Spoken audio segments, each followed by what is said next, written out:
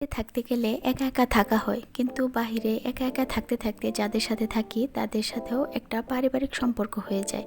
হুটহাট করে একসাথে আমরা বাহিরে যাই যে কোনো প্রয়োজনে।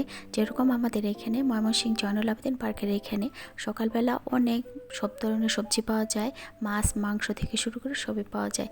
দেশি মুরগি একদম ফ্রেশ কৃষকের কাছ থেকে এখান থেকে এসে আমরা কিনতে পারি, আর দামও অনেকটা কম। তো আমরা ওই দিন সবাই মিলে গিয়েছিলাম এই সবজির বাজারে। একদিন গিয়েছি, তারপরে আরেক দিন গেলাম। এখানে সব কিছু মানে আমরা যত বাজার থেকে কিনি তার থেকে 20-30 টাকা বা 10 টাকা করে সব কিছুর দাম কম। ওইখান থেকে আমি নিয়ে এসেছিলাম জলপাই। তো জলপাইগুলো আগে এভাবে আমি কেটে কেটে সিদ্ধ করে নিয়েছি। চাইলে সিদ্ধ করার সময় এখানে অল্প একটু হলুদের গুঁড়াও দিয়ে দিতে পারেন, তাহলে আপনাদের এই আচারটা কালার অনেক বেশি ভালো আসবে। আর আমি গুড় আগে থেকে পানি দিয়ে ভালোভাবে গলিয়ে নিয়েছিলাম, আর ওটা একটু ছেঁকে নিয়েছিলাম, কারণ গুড়ে অনেক ধরনের ময়লা থাকে।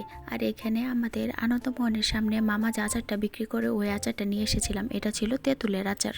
আমি 2 ধরনের আচার বানিয়েছি, একটা আস্ত আস্ত আর একটা একদম ম্যাশ করে। তো ওই ম্যাশ করা আচারের সাথে যদি তেঁতুলের আচারটা দেওয়া হয় বা তেঁতুল দেওয়া হয় তাহলে খেতে অনেক বেশি মজা হয়। আর আপনারা এটা দিয়ে ট্রাই করে দেখবেন, আপনাদেরও ভালো লাগে। তো বাইরে একা একা থাকা হয়, তো অনেক সময় দেখা যায় আমি খিচুড়ি খেতে অনেক বেশি পছন্দ করি। একটু ঠান্ডা ওয়েদার বা একটু বৃষ্টি আসলে অনেক বেশি খিচুড়ি খাওয়া হয়। আর আমার যখনই কোনো রুমে আচার না থাকে তখন আমার মাথা পুরা নষ্ট। আর অল্প একটু করে দেয়, বাইরে থেকে কিনে খেতে হলে 20 টাকা 30 টাকা করে। সেটা আমার জন্য একদম ভালো না, অনেক টাকা খরচ হয়ে যায় আচারের পেছনে। সেজন্য একদিন একটু কষ্ট করে এটা একটু বানিয়ে নিলাম। আর এখন এটা আমি রেখে রেখে অনেক দিন খেতে পারবো, কারণ এটাতে আমি একটু সিরকা মিশিয়েছি।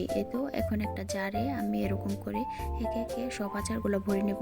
অনায়াসে এটা আমার হচ্ছে 3-4 মাস চলে যাবে, কারণ একা একা খাওয়া হয়। অল্প একটু মানে খিচুড়ির সাথে বা যে কোনো সময় একটু খেতে ইচ্ছা করলে এভাবে আপনারাও রেখে দিতে পারেন। এই দেখেন এখন এটা দুর্ঘটনা ঘটে যাচ্ছিল, সেটাই আপনাদের সাথে বললাম।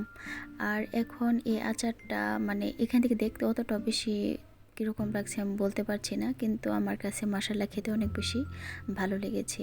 এখন আমি ভালোভাবে এটাকে টাইট করে করব। আর আপনারা যে বয়ামে রাখেন না কেন ওটার মানে মুখটা যাতে অনেক বেশি টাইট থাকে।